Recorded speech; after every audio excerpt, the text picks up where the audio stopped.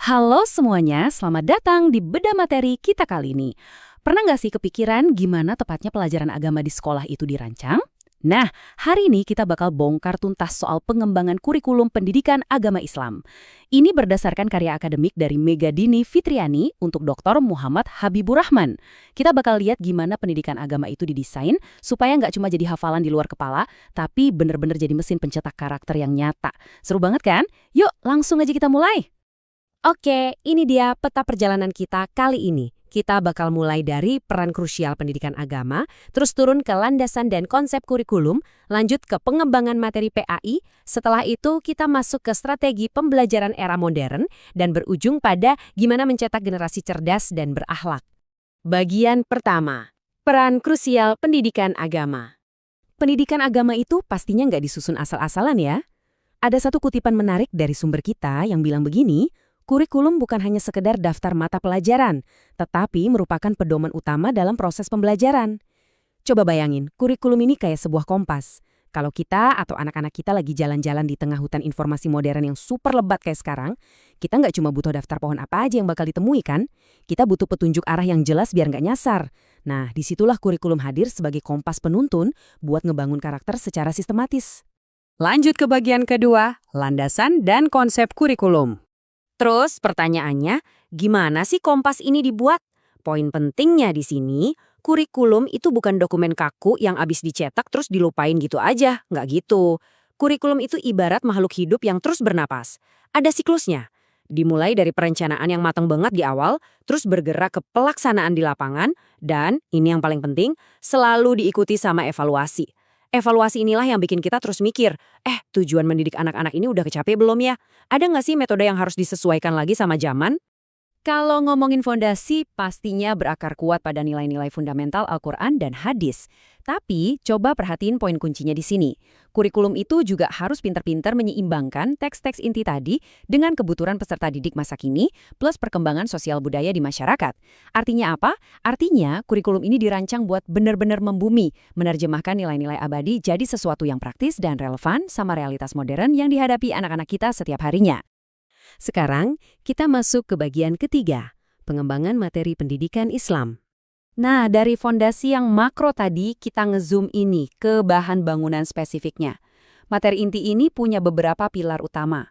Ada akidah yang menanamkan akar iman, akhlak buat ngebentuk moralitas, fikih yang ngatur tata cara ibadah, sampai sejarah kebudayaan Islam yang ngasih konteks masa lalu. Tapi tahu nggak apa yang paling krusial? Semua materi ini wajib banget disesuaikan sama tingkat pemahaman siswanya. Ibaratnya nih, kita nggak mungkin kan ngajarin filosofi hukum fikih yang ribet banget ke anak SD pakai gaya bahasa anak kuliahan. Penyesuaian materi itu bener-bener kuncinya. Biar makin kebayang, coba kita lihat perbandingannya. Di satu sisi ada pemahaman teoretis, di sisi lain ada penerapan di dunia nyata. Ambil contoh gampang, pelajaran akhlak. Siswa tuh nggak cuma dituntut buat baca buku teks terus ngapalin teori soal berbuat baik. Target aslinya ada di penerapannya, yaitu gimana mereka bisa ngambil pelajaran akhlak itu dan benar-benar dipraktekkan pas lagi interaksi sehari-hari sama orang lain. Singkatnya, materi kurikulum yang jempolan itu pasti bisa jadi jembatan antara teori di kelas sama aksi nyata di lapangan. Oke, kita udah punya kompas yang mantap, materi inti yang kuat, dan kita jelas pengen siswa bisa mempraktekannya. Tapi, ini memunculkan satu pertanyaan besar. Gimana sih caranya bikin proses belajar ini benar-benar efektif pas udah masuk ke dalam kelas? Langsung aja kita bahas di bagian keempat, strategi pembelajaran era modern. Ini dia nih, formula sukses buat pendidikan agama di zaman sekarang. Pendekatan belajar yang berpusat pada siswa, ditambah pemanfaatan teknologi yang cerdas. Hasilnya, pendidikan yang super interaktif dan asyik banget. Bayangin aja, ada kelas di mana gurunya lagi ngajarin tata letak masjid bersejarah. Daripada cuma ceramah di depan papan tulis, gurunya ngajak siswa eksplorasi simulasi visual pakai tablet atau proyektor interaktif. Pengalaman belajar yang kayak gini nih yang bakal langsung nyambung dan gampang dicerna sama generasi masa kini. Karena strateginya udah beda banget, otomatis peran pendidik juga ikut berevolusi. Di era modern ini, guru bertransformasi jadi seorang fasilitator. Jadi bukan lagi cuma berdiri di depan kelas ngediktein informasi satu arah, tapi guru hadir sebagai pemandu. Mereka mancing pemikiran kritis, ngejawab rasa penasaran siswa, dan ngebimbing mereka buat nemuin makna dari nilai-nilai Islam secara mendalam dan personal. Dinamika dua arah kayak gini nih yang bikin materi benar-benar nempel kuat di benak peserta didik. Dan tibalah kita di bagian kelima, mencetak generasi cerdas dan berakhlak.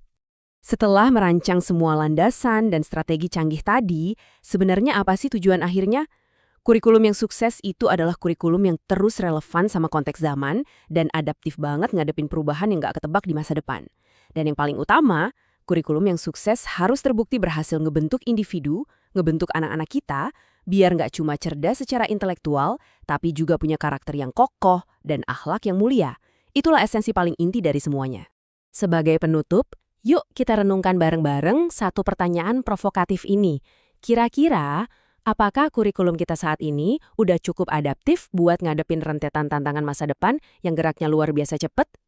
Ini jelas sesuatu yang patut banget kita diskusikan lebih lanjut, entah Anda seorang pendidik, orang tua, atau sekedar pembelajar seumur hidup. Terima kasih banyak udah gabung di bedah materi kita kali ini. Teruslah belajar, teruslah bertanya, dan sampai jumpa di pembahasan seru berikutnya.